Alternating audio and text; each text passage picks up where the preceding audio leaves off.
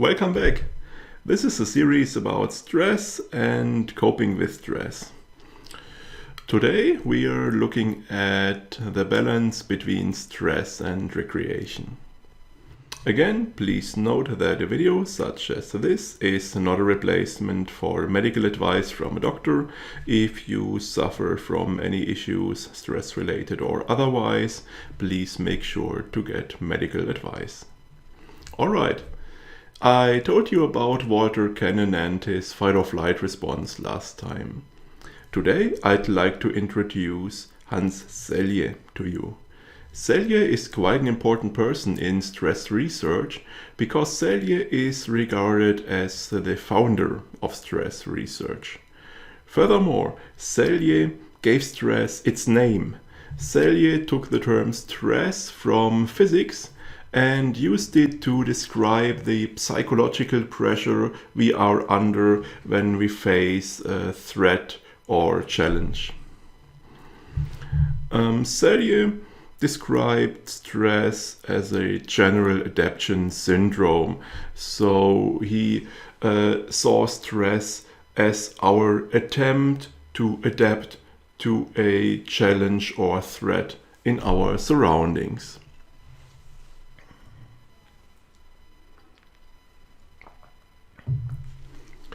What's most interesting for us today is that Selye looked at the whole stress experience at a full cycle. You remember our example concerning a caveman who encounters a lion. Now Selye basically asked what happens after this encounter has taken place. But let's start from the beginning. A caveman takes a leisure stroll on the savannah. At that time, the caveman is in a kind of relaxed default state. He notices the lion. There is a small shock, and then an activation starts. The fight-or-flight response kicks in. You remember, heart rate is increased, digestion is postponed, things like that. The body tries to provide a high physical performance to overcome this challenge. Next, the actual encounter takes place. There is a lot of fighting or a lot of running. And during that time, this activation state, this state of increased physical performance is maintained. And then the encounter is finished. The caveman has successfully driven the lion away, or he has managed to flee successfully. Now, at that point, the caveman enters a recovery phase. And in that phase, the activation is taken down, and the caveman returns to his relaxed default state. Now, what happens if this encounter with a lion doesn't end? What happens if a person is under a lot of stress for a prolonged time? In this case, the activation will be maintained as long as the body is able to. However, this can't be maintained indefinitely. This is basically a crisis mode intended for short times. So at some point there will be a kind of breakdown where the body is no longer able to maintain this activation, this state of high physical performance, and we drop down to a state of exhaustion. We enter an exhaustion phase. And that's the story about stress everyone knows and has heard several times. Someone is under a lot of stress for a long time. There is some kind of breakdown, and then everything comes to a halt. He can't proceed anymore.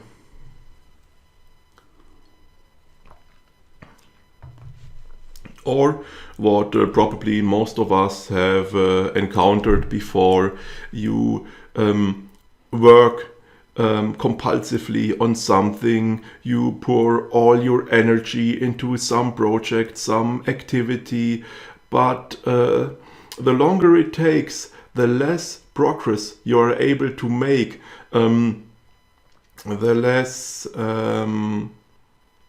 the more effort you put into it, the lower the outcomes get. And because you get deeper and deeper into this state of exhaustion. And once you take a step back, once you take a break and calm down and do some recreation, suddenly everything works again and you can make good progress again. Nowadays, such problems usually occur not because of that one big stressor that goes on for a really long time, but it's more common to have an accumulation of several different stressors. We have just gone through some stress experience, but before we are able to finish our recovery phase, we get right into our next stress experience. One follows after the other, and in the end we just alternate between a stressed state and an even more stressed state.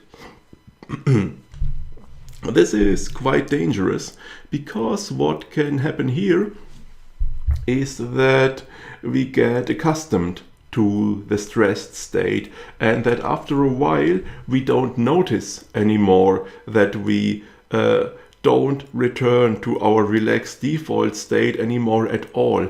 So we are not aware that we are in a situation where we really need to take action and where we are headed for this exhaustion phase and serious problems.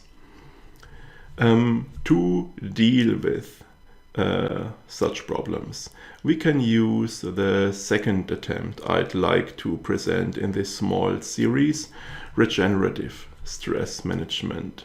The idea is simple.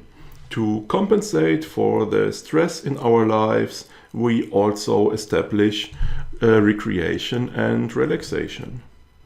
Now it sounds quite simple. If you work hard, you also have to take a rest sometimes. However, to actually implement it is much more difficult. There are some obstacles here. The biggest problem is that during times of stress, where we are usually also short on time, we tend to skip those activities that are good for us and that help us relax. Common example: you are at work, you are under a lot of pressure, you are drowning in work, so what do? You skip your lunch break. I've done so myself a couple of times, and it's really not unusual. However, it is obviously not a good idea, because those times where you are under a lot of stress, a lot of pressure, those are the times where you really need that break, where this break is really important and really valuable. So this is the first big challenge here. Make sure that especially at those times with a lot of stress and pressure, that you take your breaks, not just that one lunch break per day, but also short regular breaks during your work time. The biggest source of recreation and relaxation are our after work hours and our weekends.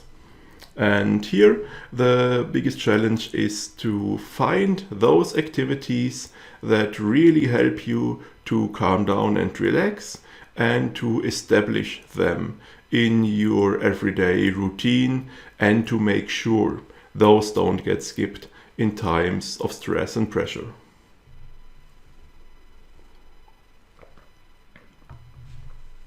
Of course, it helps a lot here if you are active during your spare time, if you have, for example, hobbies that you pursue, and if you try something new from time to time, so you have a wide range of activities to choose from when you are looking for those that work best for you. One activity that can be very helpful is sport and exercise. As you remember, during a stress experience, our body tries to overcome the challenge using a physical effort. However, that usually doesn't occur in our modern life, so our body is in times of stress permanently ready to go, but no action ever happens. So if you establish sport and exercise in your daily routine, you provide the activity the body has prepared for, and you can finish the stress cycle and enter the recovery phase. Also very valuable is time you spend with family, with friends, with other people in general, because those times help you to get your mind off your current problems and current issues, and to calm down and relax. What you should always keep in mind is that you should focus on relaxation and recreation in your spare time. And for example, you should avoid to overburden your spare time with too many activities. And you should also avoid creating pressure, for example, by saying, "Oh, this was a horrible week, so much work, so stressful. The weekend that comes now has to be spectacular." By building up these high expectations, putting pressure on the whole thing, because all that can lead to stress in your spare time, and obviously this is the opposite of what we want to achieve here. Another thing you should look at is sleep. Sleep is quite important regarding recreation, and sleep helps a lot to regenerate after a stressful day. Problem is, when we are under a lot of stress, sleep tends to suffer. We can't fall asleep in the evening because all those troubles are still on our mind. We don't sleep well because of the physical activation. So our sleep and the recreation we derive from it is greatly diminished. Obviously, this hits you even harder if under normal circumstances, in times of low stress, you already have a more unhealthy sleep cycle. For example, if you on a regular basis sleep less than the recommended 7 to 8 hours, or if you have very irregular times for going to bed and getting up. So recommendation here is to make sure you maintain and establish and maintain a healthy sleep cycle with sufficient sleep and regular times, so you are better prepared for times of stress and pressure. One thing that can be very helpful in regard to recreation is to learn a relaxation technique, such as progressive muscle relaxation or autogenic training. You can also look at meditation in its various forms or at mindfulness exercises.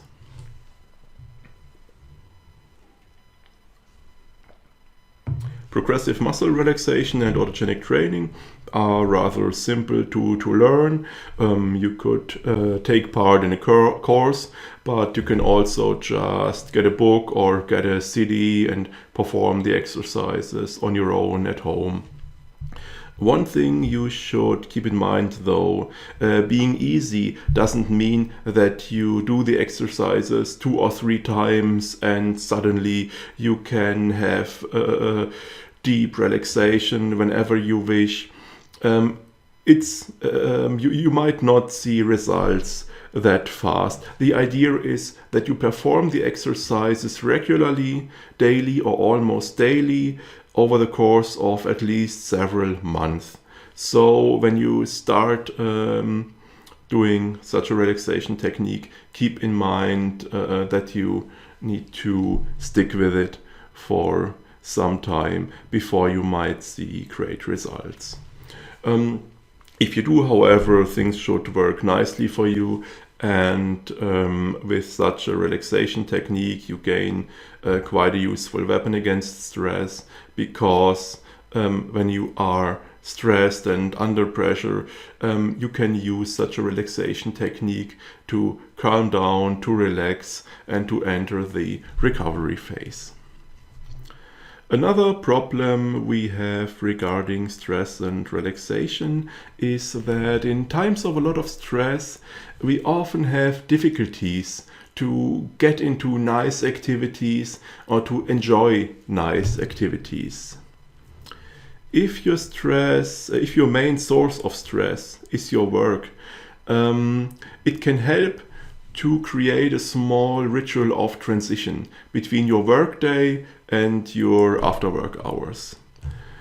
A good first step is when you are at work, when you are finished preparing to leave, when you take a piece of paper and you note down all unfinished tasks, all unanswered questions, everything you still have on your mind at the moment. This will allow you to start on your next working day right where you left off, and it also allows you to leave all those issues written down at work instead of taking them home with you in your mind.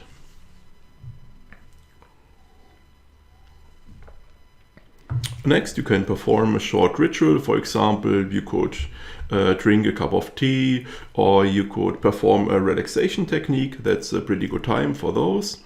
But you can also just turn an activity you have to do anyways into your ritual of transition. For example, if you change your clothing when you get home, you could consciously say, all right, I'm now taking off my work clothes, my business clothes, and by doing that, I conclude this workday. And by putting on my casual wear, my clothing for at home, I start my after work hours. And you can obviously do the same for your commute home from work, or if you work from home, when you put away your equipment. Important thing obviously is that you really conclude your work at this point and don't go on checking work emails or having work phone calls or thinking about your work related issues and topics. Now, all this is obviously more difficult if in your spare time you still have a lot of work, for example, due to household chores, to raising children, to care of relatives, or to voluntary work.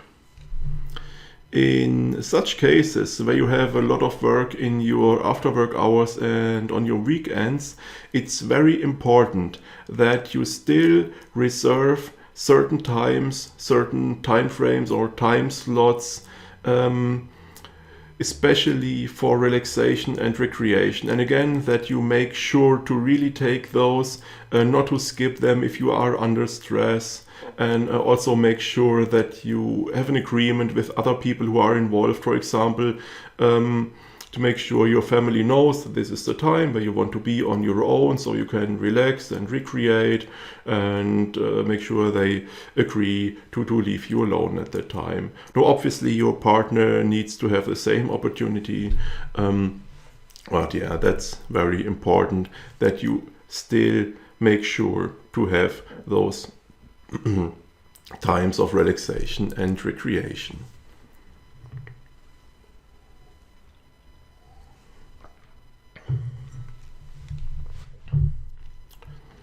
Consciously dealing with relaxation and recreation also might help you to get a better understanding of what helps you calm down, and that might enable you to establish better reactions when dealing with immediate stress. Now, our common reactions to stress are unfortunately not that healthy. For example, we might grab a smoke to fight the nervousness. We might eat a chocolate bar to fight negative feelings. We might get a cup of coffee against the exhaustion, or we might use drugs right away to fight any signs of stress. Now, if you have a good understanding what helps you calm down and relax, you can try to replace those automatic and unhealthy behaviors with conscious and healthy ones. For example, if you have noticed that under stress it's helpful for you to be alone for a moment, you can try to withdraw, get a clear mind before you take on the problem. Or if you have noticed it helps you to be among people, to talk to someone, you could try to discuss the current crisis with a co-worker first.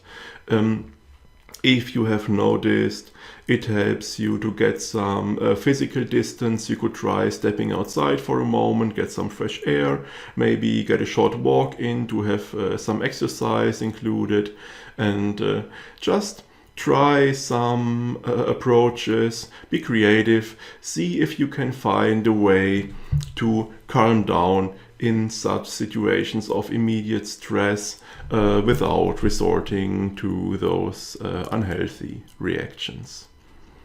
In the next and final video of this short series, I will provide some more information on how we can deal with stressful situations. For today, please let me know in the comments which activities really work best for you to calm down and relax, and maybe there are some interesting ideas for other viewers. Thanks a lot for watching. Have a nice day. See you next time.